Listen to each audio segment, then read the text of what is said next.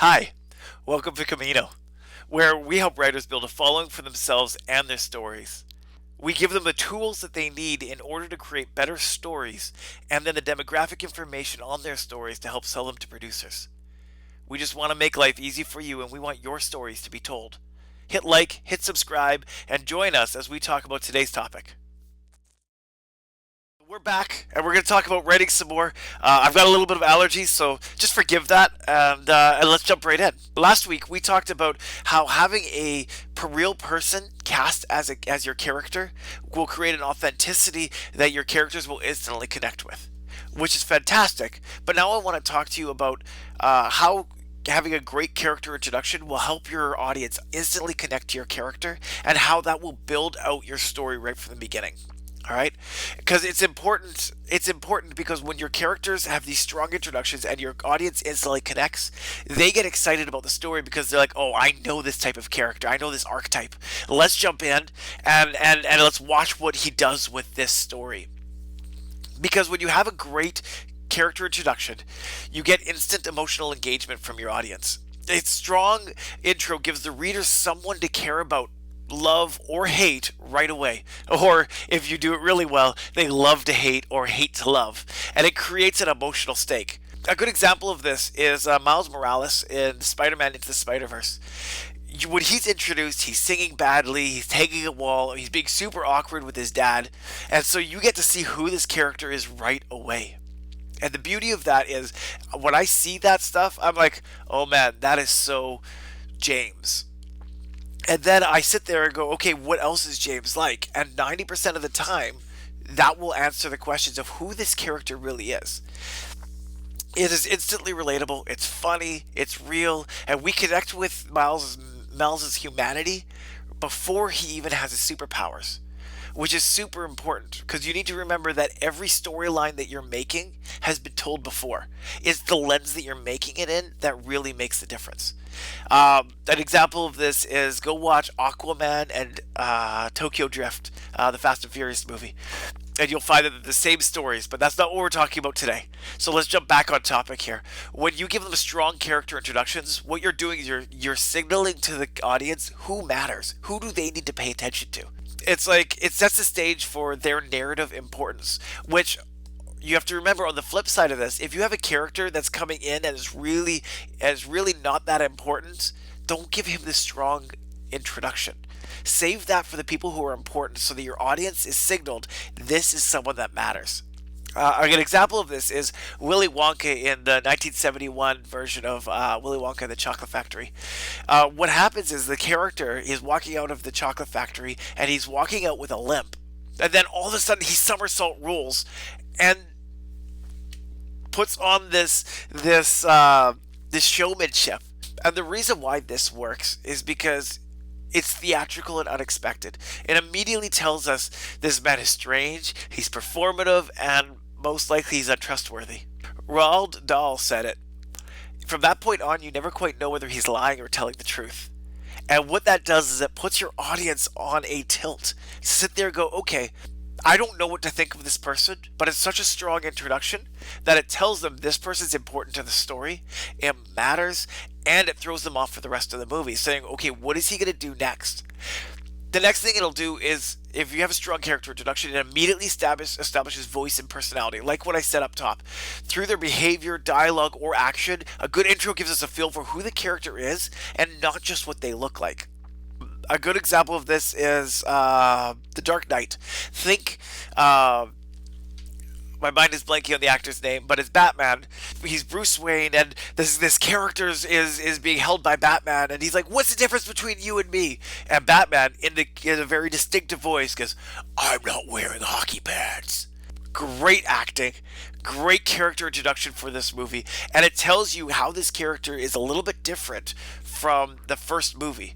Because we see Batman in action before Bruce Wayne. He's feared, mysterious, he's already established, and this line adds grit and clarity. He's the real deal, he's not just another vigilante, but he's the one really making the difference in Gotham City. And so, with this, you've established now, this is Batman. And then later on, you can establish this is Bruce Wayne, and you have two very clear, separate characters. But Batman is established with this great character introduction for that movie. The next is it creates character curiosity. A lot like what we said about Willy Wonka earlier, a compelling intro often will raise a question like, what's their deal? What do they want? Why are they like this? And curiosity turns pages and gets time watched. They're less likely to turn off your show. They're less likely to stop reading 3 pages in, because you only have about 5 to 12 pages in order to get a producer to actually read your script. If they're not interested between 5 and 12 pages, it's going to get thrown out and it probably won't even get to the producer. And so what we want to do is we want to help you create these scripts that will not only make it to the producer, but it'll make them want to actually buy it. Right? That's the goal with Keimino. A great example of this creating of curiosity is Walter White in Breaking Bad. It opens on him driving an RV in his underwear, a gas mask on, and a gun in hand. Like, we don't understand what's going on. It's like, okay, what are you doing? Like, I don't get it. And the reason why it works is because it's high stakes, it's bizarre visuals, and a desperate, controlled chaos that defines his character arc. And we see this all the way through Breaking Bad, is this character arc that is a little bit desperate, but is controlled chaos. And then, after we see that, then we flash back to his mundane life, immediately setting up the double life.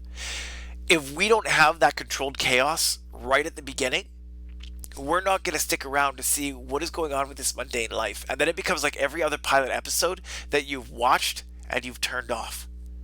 Because it's not interesting. It's not a great character introduction. And that's what we're looking for. Another thing that a great character introduction should do is it should show you instead of tell you. We've all watched those shows with where they're talking, sitting there going, okay, this character has a rap sheet as long as my arm, da da da da da da da da da, and it's like, okay, so we get it. This character is bad. But is he really bad, or is this just someone telling us what's going on? We want to be shown instead of told in everything. The best intros reveal key traits through character action or interaction, not exposition. This pulls the readers into the world naturally. A good example of this is Legolas from Lord of the Rings, introduced at the Council of Elrond, calm, poised, otherworldly.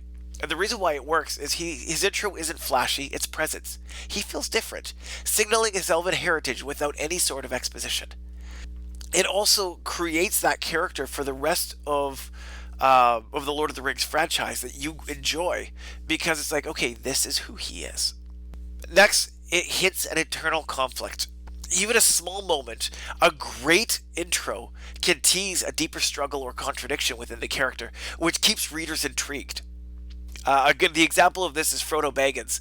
I'm going to go with Lord of the Rings because I know it's very well known. A lot of people have seen it, so I'm going to use a couple of them. But in the Fellowship of the Ring, he's introduced as the happy, content hobbit, enjoying his peaceful Shire life. But then Bilbo's departure and Gandalf's visit quietly burdened him with responsibility. I mean, the conflict is that he wants a simple life, but we see early hints that he's restless, more curious than the average hobbit, and that tension will only grow.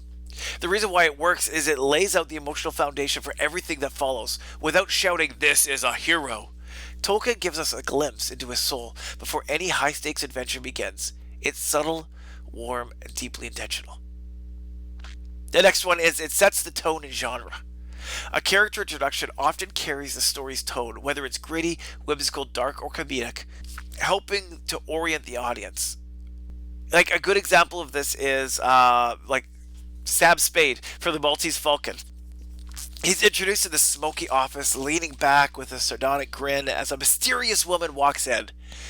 You immediately see this is a gritty noir movie. Boom, everything about him, his setting, his clipped speech, his cynical detachment screams classic detective fiction. And you know right away you're in a hard-boiled, morally gray world.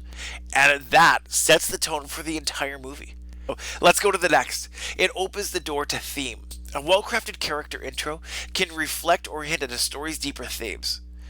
For example, introducing a character running from something literal or emotional. If you have a good character introduction, that's what people will see.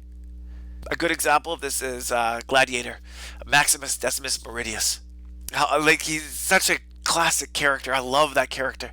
But at the beginning, he's walking through wheat fields in a vision of home, and then preparing for a brutal Roman battle. And so the theme here is honor, legacy, and vengeance. And the reason why it works is his love for home and his role as a soldier are in tension from the start. That opening tells us that this man is torn between violence and peace, and the story will break him trying to resolve that. And you've got this great character going over where he's just looking for peace. That's all. He's this general looking for peace. And when you watch the movie, at the very end, the reason why it ends the way it does, and the reason why I still consider that a happy ending, is that he gets the peace he's looking for. And it shows relationships in context. If you have a great character introduction, you can see how the character interacts with others in their intro, and it tells us a lot about their social role and personal priorities. Think about Sherlock Holmes for the BBC series. It introduces everything about Watson within 60 seconds. And why it works is his intellect is unmatched and also alienating. So we instantly see his genius and his social detachment and the struggle that it puts him in. But then we get to watch him in his genius, and that is important for the whole show. The next is that it delivers a memorable moment.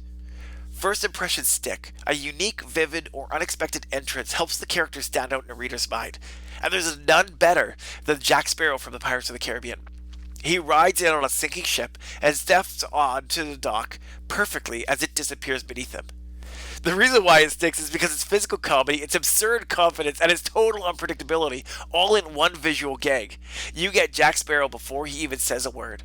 And then, as you watch this character continue to develop in front of your eyes, you tend to fall in love with this character. It's why the Pirates of the Caribbean franchise will never be able to continue without that actor, without Jack Sparrow, because he's just this pivotal character. So, when you're recreating your characters, think about that. And remember again, like and subscribe so that we give you more content. Have a great one.